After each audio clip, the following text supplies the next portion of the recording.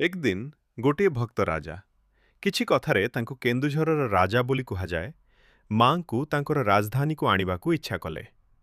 ମା ତାଙ୍କୁ ସ୍ୱପ୍ନରେ ଦର୍ଶନ ଦହିଦେଇ କହିଲେ, ତୁମେ ମୋତେ ନେଇଯାଇପାରିବ, କିନ୍ତୁ ଏକ ସର୍ତ୍ତ ଅଛି। ତୁମେ ପଛକୁ ଘୁଞ୍ଚି ଦେଖିବ ନାହିଁ। ଯଦି ଦେଖିବ, ମୁଁ ସେଠିଏ ରୁହିଯିବି। ରାଜା ମାଙ୍କ ଆଦେଶକୁ ମାନି ଆଗକୁ ଚାଲିଲେ।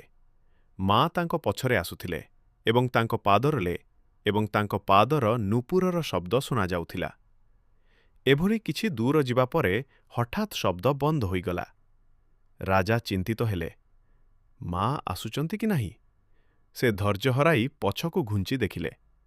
ସେହି ମୁହୂର୍ତ୍ତରେ ମା କହିଲେ, ତୁମେ ମୋର କଥା ମାନିଲା ନାହିଁ, ସେଇପାଇଁ ମୁଁ ଏଠିଏ ରହିବି। ସେଠା ହିଁ ଆଜିର ଘଟଗାଁ ହେଲା, ଯେଉଁଠାରେ ମା ତାରିଣୀଙ୍କ ପୀଠ ସ୍ଥାପିତ ହେଲା। ପରେ ସେଠାରେ ମନ୍ଦିର ନିର୍ମାଣ ହେଲା ଏବଂ ମା ତାରିଣୀ ସେଠିରେ ନିବାସ କରୁଛନ୍ତି।